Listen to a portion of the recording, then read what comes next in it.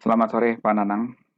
Saya Iwan Pak, saya mewakili kelompok satu yang terdiri dari Pak Dani, Pak Eko Budiono, dan saya sendiri.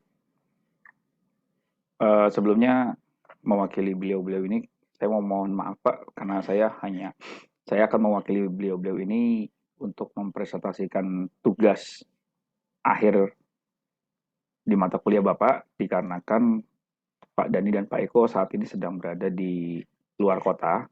Jadi kami agak kesulitan untuk mematchingkan jadwal kita bertiga nih Pak. Mudah-mudahan Bapak bisa memakluminya. Baik, saya mulai Pak ya. Sistem pemilihan karyawan berprestasi di PT Indra Karya, di mana sayang pandang dari paparan ini, yang pertama adalah background perusahaan, kemudian latar belakang pemilihan judul, analisa perancangan sistem pengambilan keputusan, yang keempat komentar dan kesimpulan. Baik, PT Indra Karya seperti yang kita lihat di sini memiliki visi dan misi perusahaan di tahun 2018 hingga tahun 2020.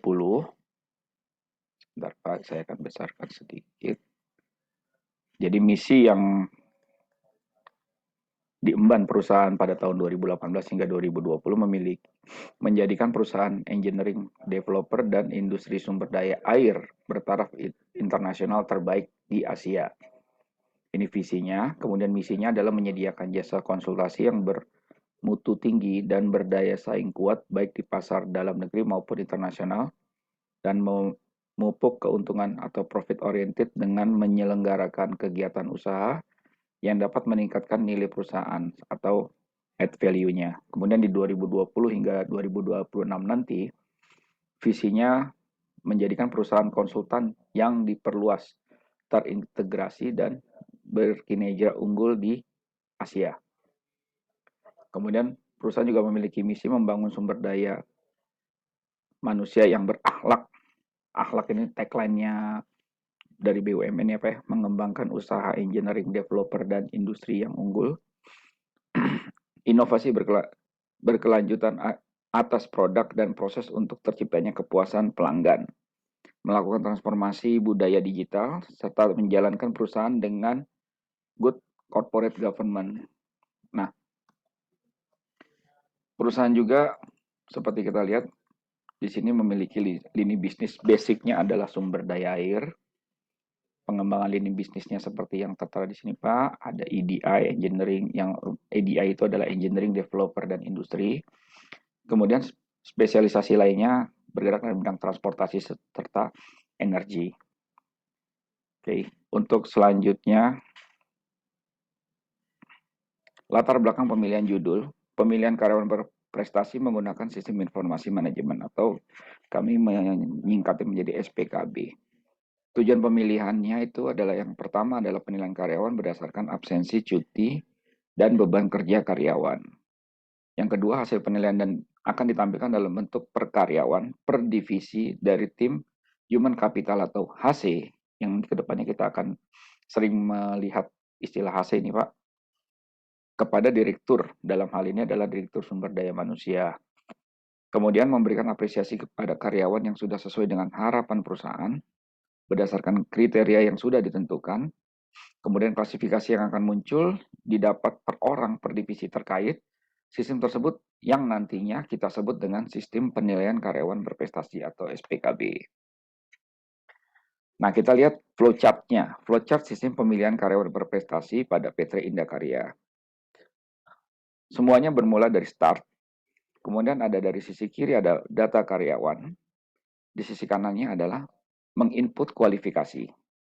Kedua data ini akan masuk ke dalam proses pemilihan kandidat yang di tengah ini, Pak.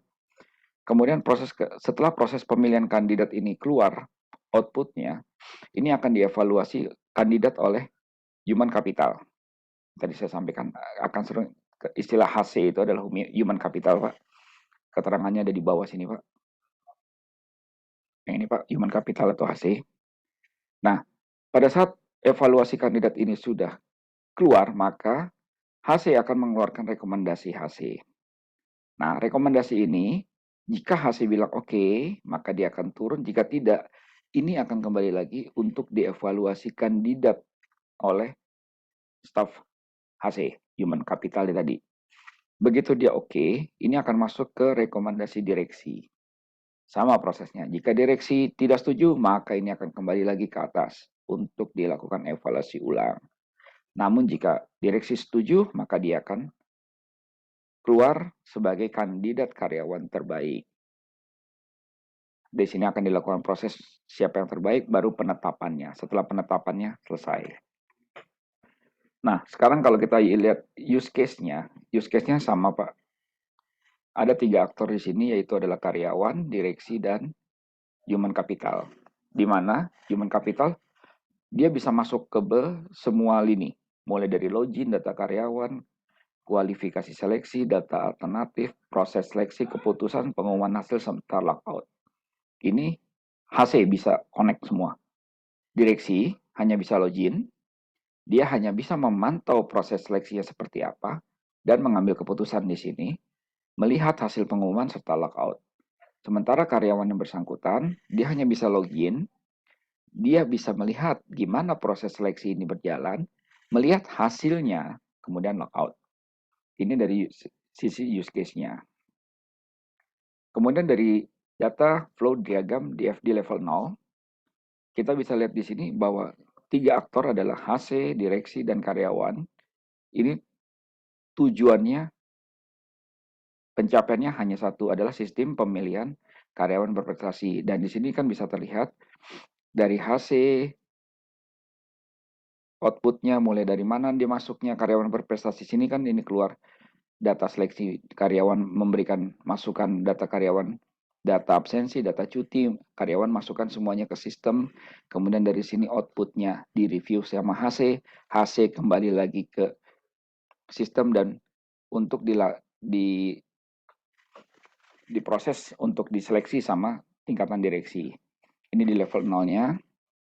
Kemudian kalau di level 1 proses pertama, ini proses pertama kita hanya akan melihat pendataan karyawan. Pendataan karyawan yang mereka input, di mana karyawan hanya menginput data cuti, data absensi, data timesheet, data karyawan itu sendiri ke dalam pendataan karyawan, di mana pendataan karyawan ini digunakan untuk pemilihan karyawan yang dilakukan oleh HC. Karena di HC ini akan menentukan kualifikasi dengan dasar apa? Laporan data karyawan tadi ini. Kemudian kita lihat ke level 1 proses kedua. Nah, level 1 proses kedua ini di sini ada pemilihan kandidat.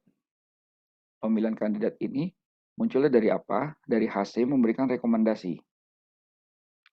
Rekomendasi tersebut masuk ke direksi. Direksi oke, dia akan mengeluarkan hasil seleksi kualifikasinya. Nah, hasil seleksi kualifikasi ini akan kembali lagi ke HC.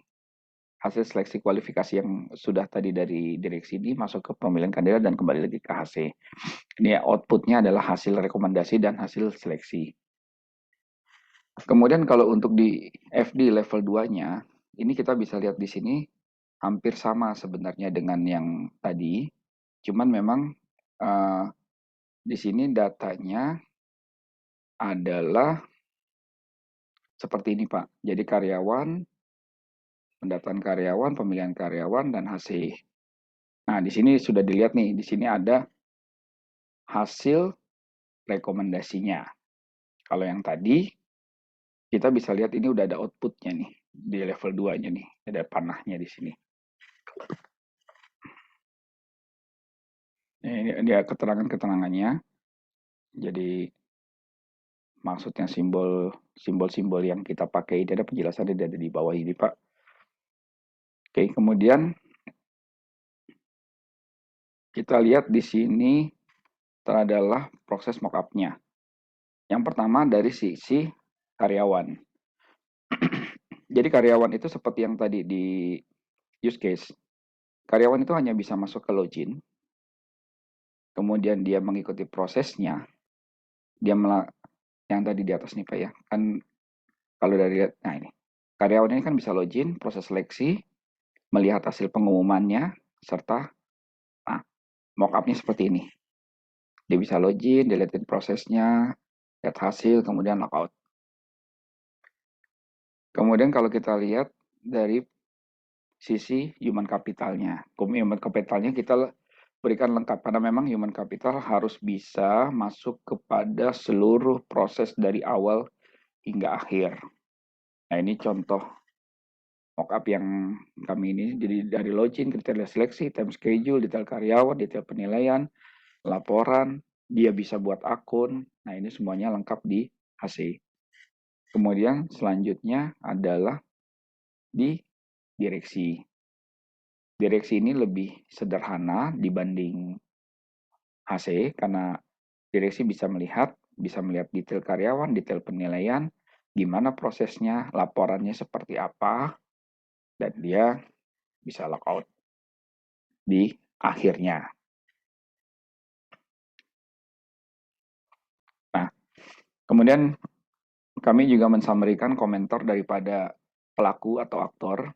Dalam hal ini kami minta pendapat dari salah satu tim kami di grup ini, ada Pak Eko, yang kebetulan Pak Eko juga menjabat sebagai direksi di perusahaan. Pak Eko memberikan penilaian bahwa sistem penilaian karyawan berprestasi ini merupakan implementasi dari kegiatan evaluasi karyawan sesuai dengan RJPP perusahaan serta visi dan misi perusahaan.